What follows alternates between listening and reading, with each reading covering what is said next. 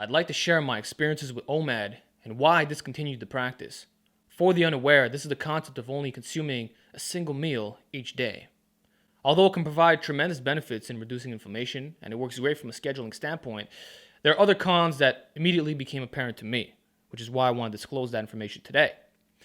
The number one issue with OMAD as a serious lifter with muscle and strength gaining goals is that it is quite difficult to accumulate a large amount of calories in one sitting while simultaneously reaching the optimal levels of micronutrients, while of course consuming micronutrient-rich foods, which contain all the phytochemicals, anti-cancer benefits, longevity benefits, etc. You see, with OMAD, you're not eating 3 meals a day anymore, spaced out by certain hours.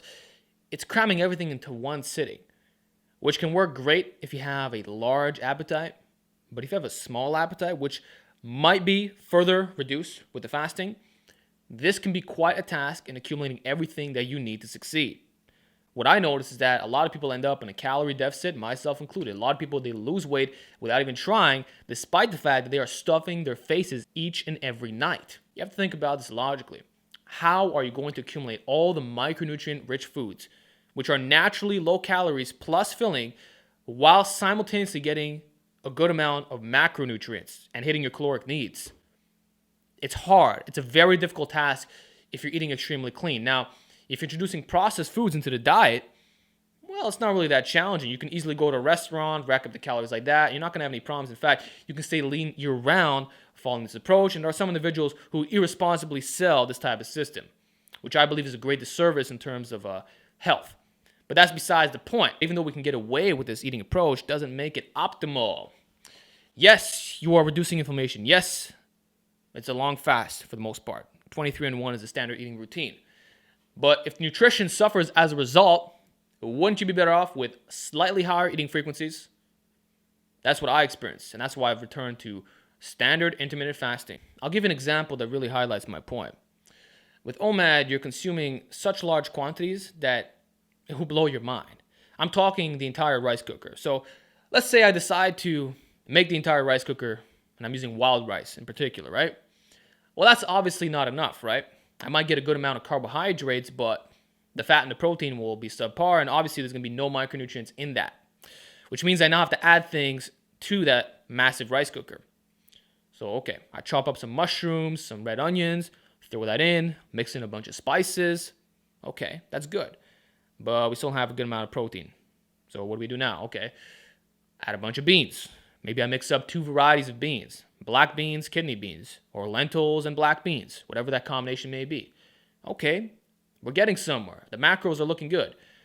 But we're still severely lacking in micronutrients. So now we got to add some vegetables to that meal. So I might chop up some kale, mix that up, all right?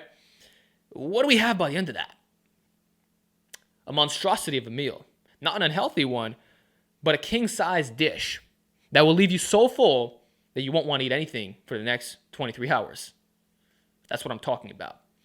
Now, the problem with this approach is that every single food that I just listed is naturally going to be lower in calories, which means that you're going to get full halfway through. So even though the quantity of food is quite large, it can be difficult in accumulating the calories. At the same time, it's still not optimal in terms of hitting all the micronutrients, okay? And you're going to have to force feed your balls off. Halfway through, you're pretty much done. You don't feel like finishing that rice cooker, but you got to keep going in order to hit your needs.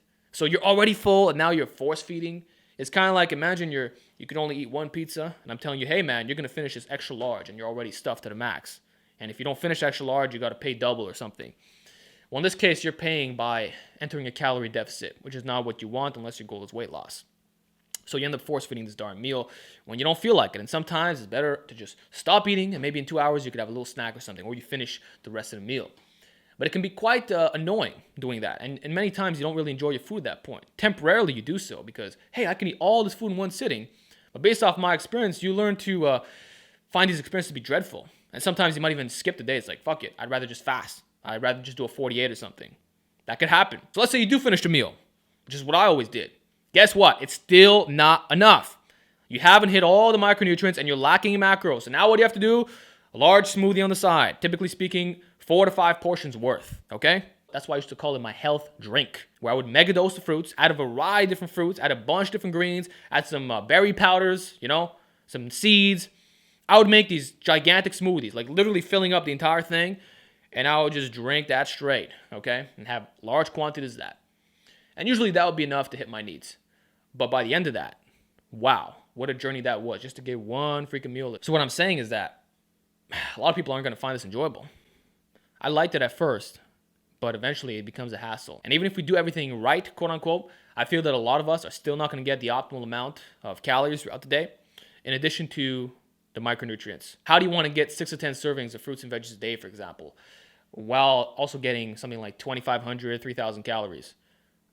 It's tough to do. It really is. On one meal a day, it's tough to do. And that's why I feel some people do much better on a standard intermittent fasting routine, which is what I've currently returned to, where you might be eating 2 or 3 times a day, maybe at the absolute max 4, but the eating frequency is still quite low. So you're still getting at least a 12 to 16-hour fasting, but you can have a little bit more flexibility. And I find it to be much more enjoyable because now you can space out your meals and have a little bit more variety. That's the thing too. It's quite restrictive when you eat this way because you find out what foods are more dense, and it's pretty much the same thing that you're eating every single day. And that, you're really enjoying life at that point. Some people do fine with that, but I like to experiment with different flavors. I like to try out new things. Same thing for the gym, same thing for life. I can't just have the same routine over and over again. To a certain extent, I can have the same routine, but in regards to eating, I enjoy eating different types of things. I just do. And I find that OMAD is very restrictive in that sense. I mean, you're always the same type of ingredients to get the calories and the micros and all that. So I don't find it to be feasible for a lot of people, myself included. At the same time, because you got to cram in all these calories into one sitting, you might compensate by introducing unhealthy foods into your diet, like I alluded to previously. For me, it was adding a lot of oil. So that rice cooker that I was talking about earlier, I would drizzle a bunch of avocado oil into it, which is not the best thing. Or you just end up overdosing on the nut butters, because the nut butters are very dense, so you're just going to put a bunch of it. And that'll distort the macronutrient ratios. Ideally, I want to be higher carb, lower fat, lower protein. My carbs can vary between 65 and 75% in a day. And fats and protein will range between 15 and 20% on average. That's what I'm shooting for. I don't want my fat intake to be so high that my carbs end up suffering as a result. Plus, I think that the higher carb approach is healthier, especially if you're eating a lot of whole grains and stuff like that. And obviously, you're going to be eating more fruits as a result. So that's the macronutrient ratio that I personally prefer. So many people will compensate by eating unhealthy foods, and I've been guilty of this myself, where I would have a large amount of pasta because it just made the most sense.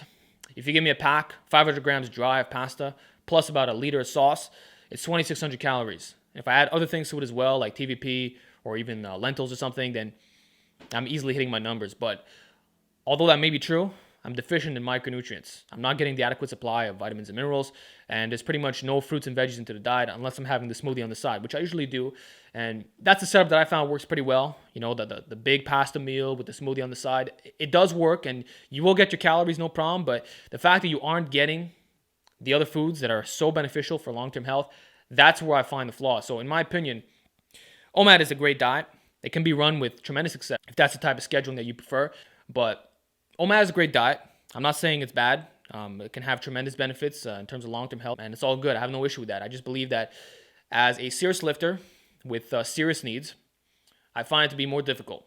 It's just not as feasible. You're cramming everything to one dish, and on a whole food plant-based diet in particular, it's just really filling everything that you eat, and it's difficult to get all your macronutrients in and micronutrients, plus the calories. It's a task. It really is a task, and I think most people will find it more enjoyable to increase their eating frequency just a little bit. And you're still going to be healthy, man. The way that I see it, if you have a better nutrient profile, but your eating frequency is a little bit higher, I would rather have that than not enjoying your life and just stuffing your face in one sitting and having to go crazy with hitting all these numbers. So those are just my experience with OMAD. Again, I'm not saying it's a bad diet. You do it if you want. I'm just saying that for me, having done it for quite some time, I didn't want to go back to that, man. I realized that it wasn't the best thing. And now I'm much more enjoying what I'm currently doing, where I have a little bit more variety. I can play around with different flavors. I can play around with different foods. It's spiced it up a little bit. So it did work for my scheduling. I did make gains on it. So I'm not knocking it, but I just didn't find it was feasible. So hope you learned something from this video. Give me your feedback down below. Have you ever tried one meal a day? I'd love to hear your thoughts. And with that, I'll talk to you all next time.